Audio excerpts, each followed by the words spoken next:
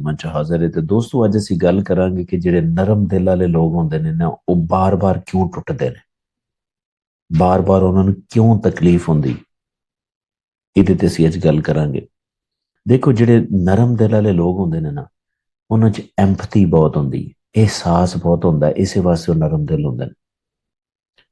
ਉਹ ਜਦੋਂ ਵੀ ਕਿਸੇ ਦਾ ਅਹਿਸਾਸ ਕਰਨਗੇ ਨਾ ਇੱਕ ਹੱਦ ਤੋਂ ਜ਼ਿਆਦਾ ਅਹਿਸਾਸ ਕਰਨਗੇ। ਅਹਿਸਾਸ ਦਾ ਮਤਲਬ ਹੀ ਹੈ ਕਿ ਇੱਕ ਹੱਦ ਤੋਂ ਜ਼ਿਆਦਾ ਕਿਸੇ ਦਾ ਖਿਆਲ ਕਰਨਾ, ਜਿਵੇਂ ਅਗਲਾ ਚਾਹ ਰਿਹਾ ਹੁੰਦਾ ਨਾ ਉਸੇ ਤਰ੍ਹਾਂ ਅਹਿਸਾਸ ਕਰਨਾ। ਤੇ ਫਿਰ ਨਰਮ ਦਿਲ ਵਾਲੇ ਲੋਕਾਂ ਦੀ ਇਹ ਖੁਆਇਸ਼ ਵੀ ਹੁੰਦੀ ਕਿ ਜਿੰਨਾ ਉਹ ਅਹਿਸਾਸ ਕਰਦੇ ਨੇ ਨਾ ਉਹਨਾਂ ਨੂੰ ਬਦਲੇ 'ਚ ਵੀ ਇੰਨਾ ਅਹਿਸਾਸ ਮਿਲੇ। ਔਰ ਅਕਸਰ ਲੋਕ ਪਤਾ ਕੀ ਕਰਦੇ ਨੇ, ਧੋਖਾ ਕਰਦੇ ਨੇ, ਇੰਨਾ ਅਹਿਸਾਸ ਉਹ ਵਾਪਸ ਨਹੀਂ ਦਿੰਦੇ। ਜਿਹਦੀ ਵਜ੍ਹਾ ਤੋਂ ਹੁੰਦਾ ਕੀ ਹੈ ਕਿ ਜਦੋਂ ਵੀ ਸਾਇੰਸ ਕੀ ਕਹਿੰਦੀ, ਨਿਊਰੋ ਸਾਇੰਸ ਕੀ ਕਹਿੰਦੀ ਹੈ ਕਿ ਜਦੋਂ ਤੁਸੀਂ ਨਰਮ ਦਿਲ ਵਾਲਾ ਇਨਸਾਨ ਕਿਸੇ ਦਾ ਬਹੁਤ ਜ਼ਿਆਦਾ ਖਿਆਲ ਕਰਦਾ ਨਾ ਤੇ ਉਹਦੇ ਨਾਲ ਉਹਦੀ ਅਟੈਚਮੈਂਟ ਹੋ ਜਾਂਦੀ।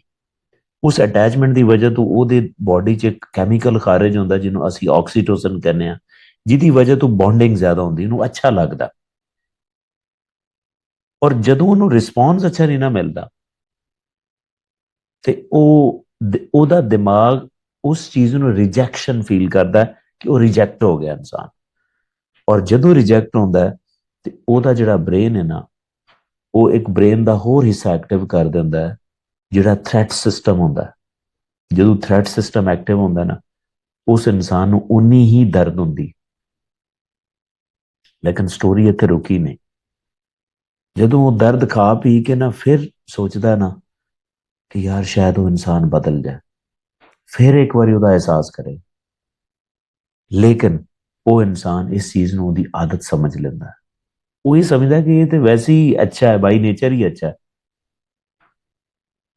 ਤੇ ਜਦੋਂ ਫਿਰ ਉਹਨੂੰ ਧੋਖਾ ਮਿਲਦਾ ਹੈ ਫਿਰ ਹੋਰ ਟੁੱਟਦਾ ਔਰ ਹੋ ਸਕਦਾ ਉਹ ਤੀਸਰੀ ਦਫਾ ਵੀ ਇਵੇਂ ਧੋਖਾ ਖਾਏ। ਇਸੇ ਵਾਸਤੇ ਜਿਹੜੇ ਨਰਮ ਦਿਲ ਲੋਕ ਹੁੰਦੇ ਨੇ ਨਾ ਉਹਨਾਂ ਨੂੰ ਬਹੁਤ ਧੋਖਾ ਮਿਲਦਾ, ਉਹਨਾਂ ਨੂੰ ਬਾਰ-ਬਾਰ ਤਕਲੀਫ ਹੁੰਦੀ, ਉਹਨਾਂ ਦੀ ਨੇਚਰ 'ਚ ਸ਼ਾਮਿਲ ਹੁੰਦਾ। ਲਿਹਾਜ਼ਾ ਅਗਰ ਨਰਮ ਦਿਲ ਲੋਕ ਇਸ ਤਰ੍ਹਾਂ ਬਚਣਾ ਚਾਹੁੰਦੇ ਨੇ ਉਹਨਾਂ ਨੂੰ ਅਗਲੇ ਬੰਦੇ ਦੀ ਸਾਈਕੋਲੋਜੀ ਸਮਝਣੀ ਪੈਣੀ ਕਿ ਉਹ ਅਗਲਾ ਬੰਦਾ ਕਿਤੇ ਉਹਦੇ ਬਿਹੇਵੀਅਰ ਨੂੰ ਇੱਕ ਆਦਤ ਨਹੀਂ ਸਮਝ ਬੈਠਾ। ਔਰ ਨਰਮ ਦਿਲ ਲੋਕਾਂ ਨੂੰ ਚਾਹੀਦਾ ਹੈ ਕਿ ਆਪਣੇ ਜਿਹੜੇ ਇਮੋਸ਼ਨਸ ਨੇ, ਅਟੈਚਮੈਂਟ ਹੈ, ਉਹ ਵੇਖ ਸੋਚ ਕੇ ਕਰਨ। ਦਿਲ ਉਥੇ ਦੇਣ ਜਿੱਥੇ ਉਹਦੀ ਕਦਰ ਹੋਏ ਤਾਂ ਕਿ ਉਹਦਾ ਉਹਨਾਂ ਨੂੰ ਰਿਵਾਰਡ ਵੀ ਮਿਲ ਸਕੇ। ਨਹੀਂ ਤੇ ਉਹਨਾਂ ਨੂੰ ਤਕਲੀਫ ਹੁੰਦੀ ਰਹੇਗੀ, ਉਹਨਾਂ ਦਾ ਨੁਕਸਾਨ ਹੋਏਗਾ।